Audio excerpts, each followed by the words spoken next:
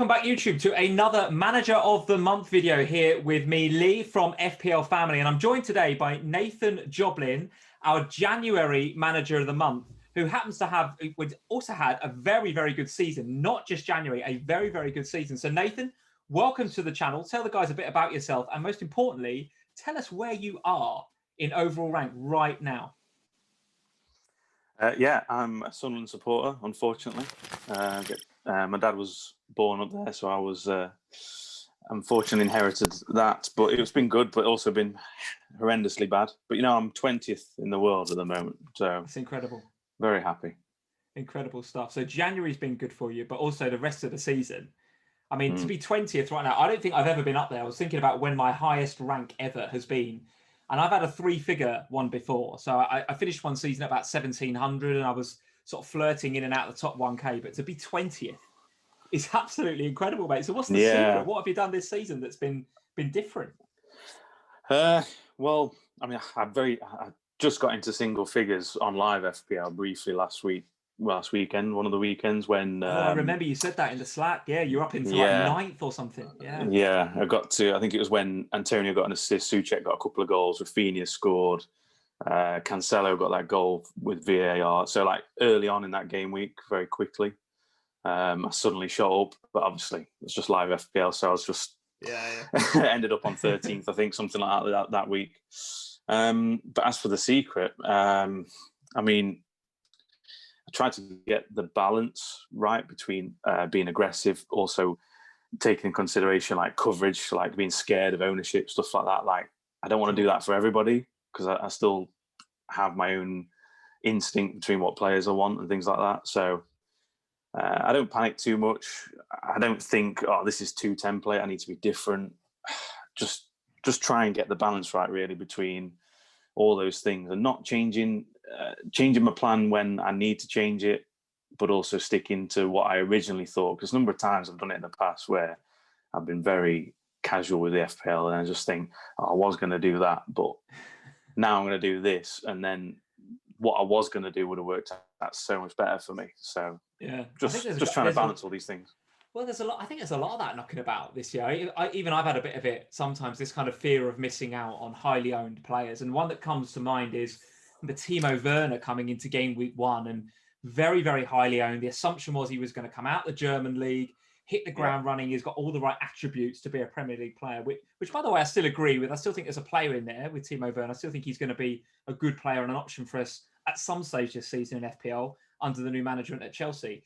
But that really stood out for me, that week 1 Timo Werner, like 50% of the game had him. And within weeks, he just plummeted in price, didn't he? So do you feel like you've had a bit of that FOMO this season, or you've kind of tried to park that and focus on your own instincts?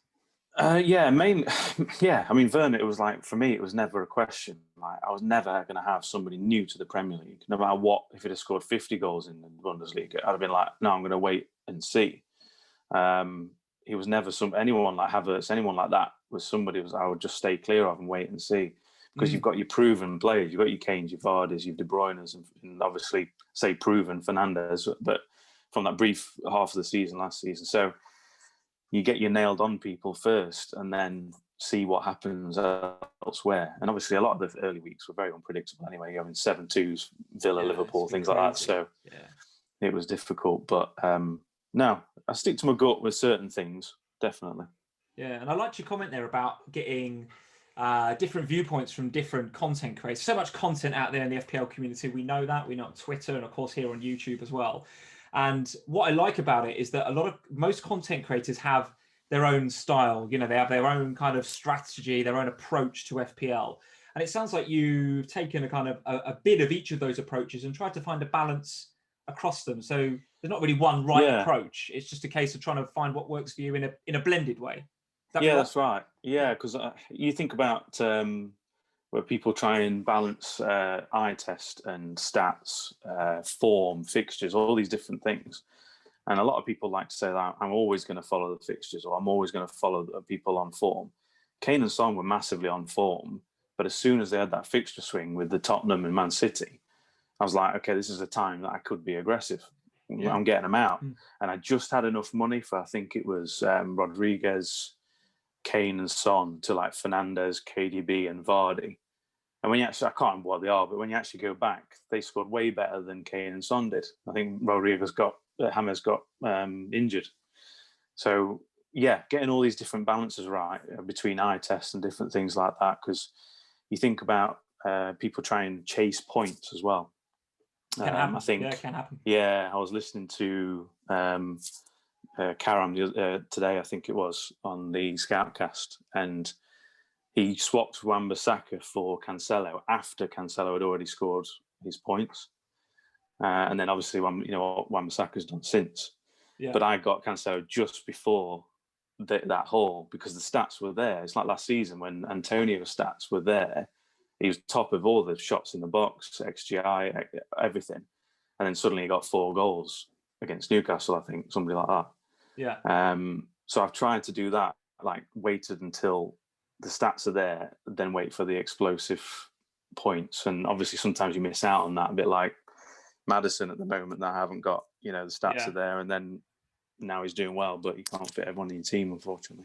Yeah, it has been an unpredictable season, though. I totally agree with you. Scores like Manchester United 9, Southampton 0, like the one that still scars me at Villa Park, the 7-2. We've had, I think, I remember that's not the first time Saints have been battered this season. I remember Spurs putting a few past some early doors as well in the season. So it has been a very unpredictable season with, a lot of FPL assets. A lot of actually choice in FPL assets, particularly at the moment. We've got a lot of choice in midfield, haven't we?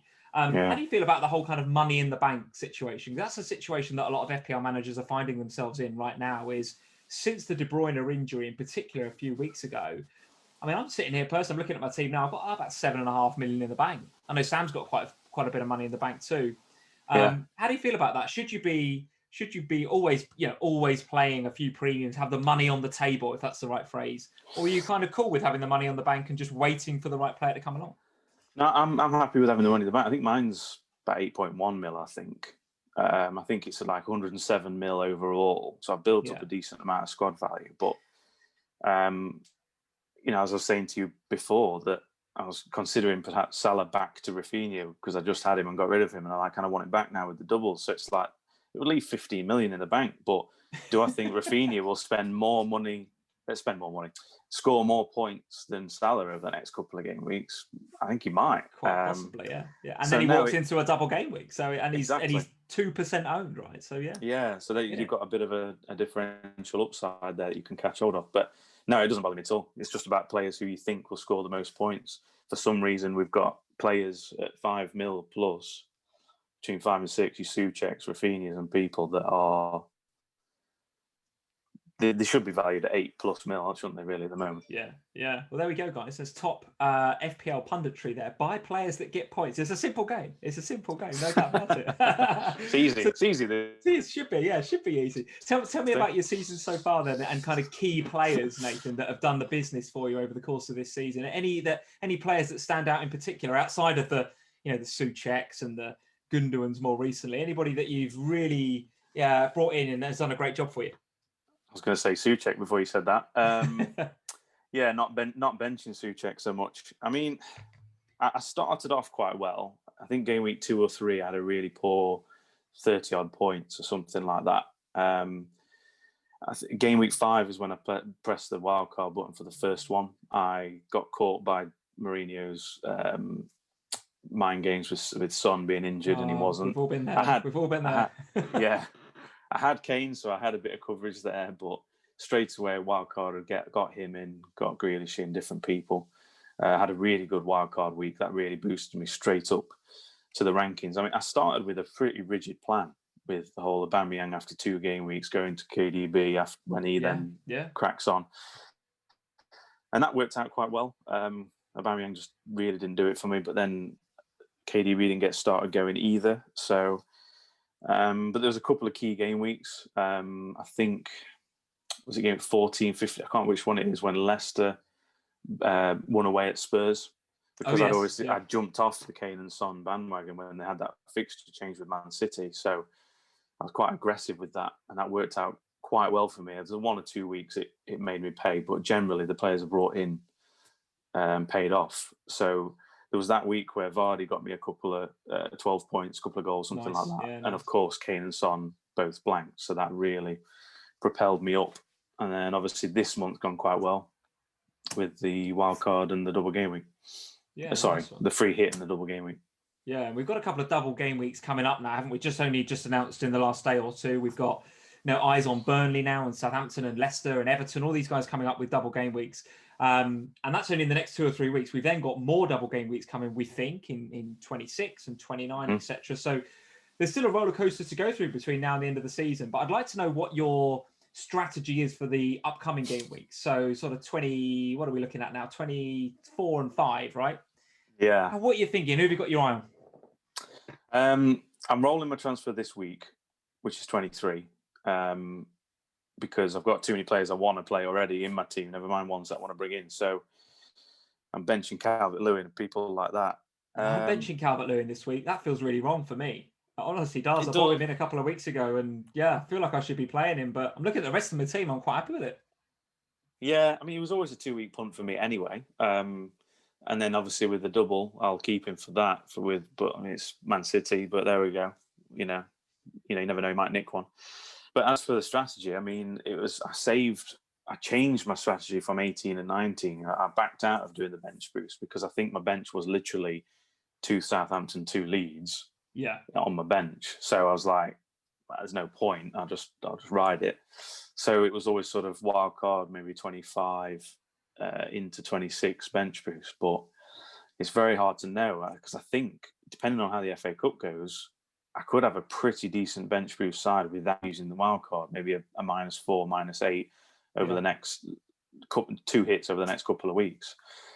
So I think this week I'm rolling, and then next week is 24, which I can't remember. Is that the Burnley one that's got two game weeks, I think? Yes, I think it is. Yeah. So it'll probably be Pope and me. Bring Pope I think that's where you'd look in McCarthy. defence, wouldn't you, for Burnley? I can't. Not sure I can bring myself to bring in a Chris Wood or a Jay Rodriguez or anybody, but yeah, Pope looks good for me, I must admit. Yeah, I daren't go with an attacker. They're not going to score big. No. And I think I'd fancy my chances with the strikers I've already got with Antonio and Barrett. So, but in the answer to your question, what my chip strategy is, it's like it's one thing one minute and one thing another. It might That's end the up story being of this season. That's the story of this season. Be flexible, just to adapt to what's in front of you. That's how we've all played it this year. I have considered a potential triple captain, which I've still got. With either Bamford or Rafinha in 25. Triple captain Rafinha in 25 would be absolutely so good. That would. This is the problem I'm in. Surely put you in the up. Push you up into the. You should be winning this sort of territory, Nathan. If that comes on. Yeah, this is the problem there. I'm like, do I tread water and just try and stay in the top 100? Because I'm only about 20 points off for second, I think. But the top guy is like 90. He's miles away, isn't he? So, the guy that's first, right? Oh, yeah. Crazy. Yeah, I mean, I was calculating up earlier on, a couple of days ago. My captains have been terrible. I've had about 9 captain blanks, and only 5 times have my captains ever scored like double digits. Before it's doubled, and a couple of them were 10s, I think. So I've had like 288 points, I think it is, from my captains, and the guy who's top. Actually, this is how sad I am. He actually calculated how many points he's got from his captain, and it was something like 380. Yeah, he's got nearly 100 more. So important. Yeah, 100 more points than I have on my captains. And if I'd have got the same captains as him, that would put me number 1 in the world. But hey ho. Well, maybe there's a lesson there, and maybe there's a message. So I spoke on the FPL show earlier in the week about maybe going for more differential captains. The big hitters haven't always been paying off for us recently. All right, if you had Fernandes last week, and you chose to choose him rather than Salah at home to Brighton, fair play. A 17-pointer against Saints is not to be sniffed at. But generally speaking, going in for an Antonio or a Bamford or a DCL as captain now doesn't seem quite so risky as perhaps it once was. And I must admit, I'm thinking of making a bit of a differential captain for the upcoming game week up in 23, which is coming up. Literally, the deadline's tomorrow, isn't it? We're recording this on Friday afternoon. What's your thoughts then ahead of the game week 23 deadline? Are you thinking differential captain, and what's your thoughts on transfers and stuff? As I say, I'm going to roll my transfer just because I've got I want to play Souček. Souček's next 2 fixtures I've got to play. I'll be so annoyed if I bench him for a load of points. So I'm going to have to do that. It was a choice between Salah or DCL this week, really, for my bench. And I can't bring myself to put Salah on the bench. Yeah. So captain-wise, I feel like a lot will still go Son, even though they're doing terrible. The fixture is very enticing, isn't it? Very enticing. Yeah. This is what I mean about being balanced between sort of fixture and form. Fixture is amazing, but the form is so bad without Kane and everything. It's like, where's that balance? And I feel like I've not even got Son in, to be honest. It was always a plan to bring him in for this week, but there's no point in bringing him in on Sam's recommendation, actually. Don't bring him in. If you've not got him, don't bring him in. So I think mine's going to be Antonio. I like this little partnership. I think that little partnership that they've got going after one game with Lingard. Looked good, didn't it? I think that might be key. Antonio's stats are great. Bamford is another one I've considered. It was definitely good between them two. You could play safe and go for Fernandes, but I've been playing safe for so many weeks now, and I've had blank after blank with either KDB or Salah. Even KDB in the double game week, as you tripled, didn't you? It really sort of let me down, really. Yeah. No, I like that. I've had a look at that myself. I must admit, when I set my team for game week 23, I've set my bus team up. It was Son. I was like, well, that's the fixture. I've kept him for this long, despite Kane's injury. And my feeling was they were Spurs and he were going to hit a bit of poor form. That's happened. But I thought, well, you're not going to sell him ahead of West Brom at home, right? That's such a key fixture. No. Then I watched the Chelsea game last night, and again, he and Spurs looked really, really off it. And that's making me think, I want to put the armband somewhere else. I like the Antonio thing. I agree with you. I think even without Jesse Lingard, they were playing very, very well. Antonio come back, hit the ground running a few weeks back, has got, it's just got match fit really quickly. He's got up to the pace of the Premier League really quickly, again, isn't he? So, and with Lingard there sort of as a bit of a decoy to give the centre half something else to think about alongside Antonio. Very different sort of player, Jesse Lingard, to Antonio as well.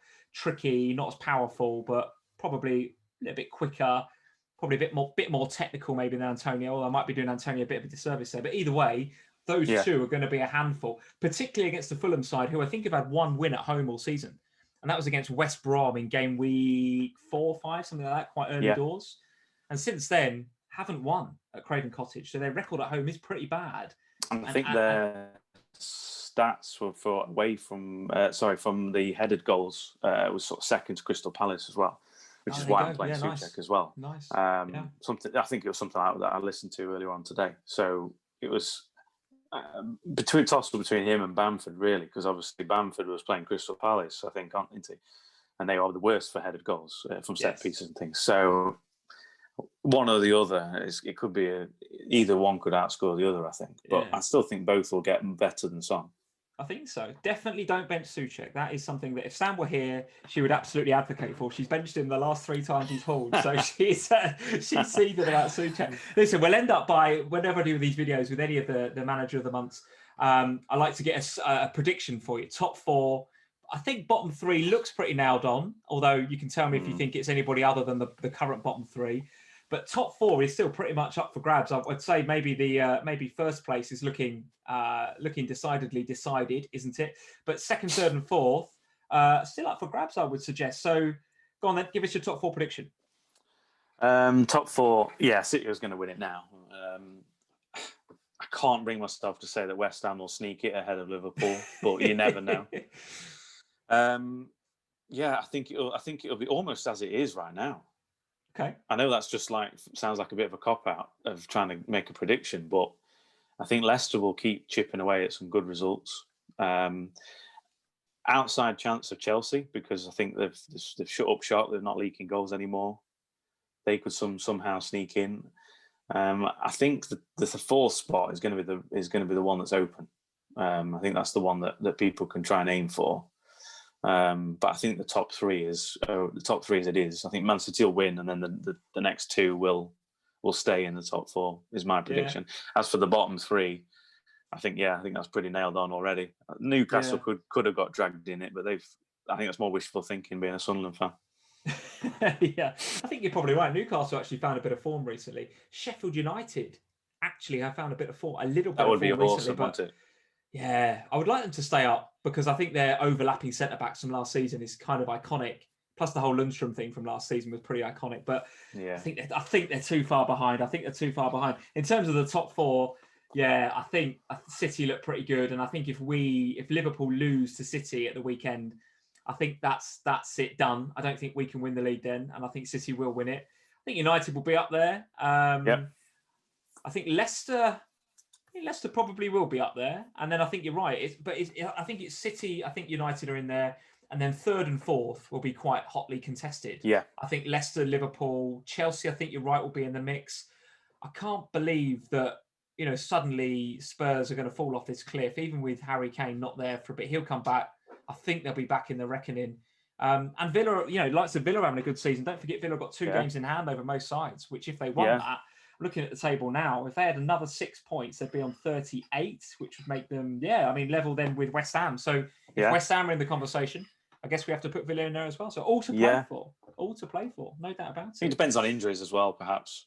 Massively. Kane's obviously been a massive injury. If Villa lose a Grealish and a Watkins, or if United lose Fernandes, that's why I think champions are made of squads that do well even when some of their key players out. City are 9-10 games wins in a row, something like that, and they've not had Aguero for any of that time. They've not had De Bruyne for some of that time. I can't see how Liverpool could ever have done it as soon as they lost Van Dijk, unfortunately. No, I think you're probably right. That Everton game, still bitter about that. I'm still bitter about it. Anyway, listen, Nathan, thank you for joining us, mate. Really, really nice to meet you. Congratulations on winning the January Manager of the Month.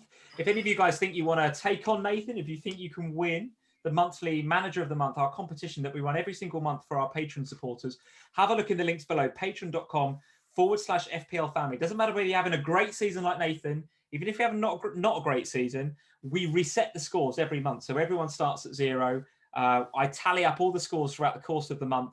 And if you are the top scoring manager in that month in our competition, you can win one of the great prizes that's on the links below, just like Nathan did this month. So Nathan, well done, mate, on your overall rank of 20, which is, it feels like it should have a K after it, but it hasn't even got a K. Overall rank 20. Really, really keen to see how you track for the next few weeks, mate, because if you get into the sort of late to game weeks and you're still up there, I would love to have an FPL Family patron winning this thing, mate. No pressure. But that would be sensational. It would be very, very good indeed. Very good indeed. Well, listen, guys, hopefully you enjoyed the video. Make sure you subscribe before you leave. Leave us a like. And yes, Nathan, look forward to hearing over in the Slack how you get on for the rest of the season. Thanks for joining us. Thanks, mate. Thanks, Lee.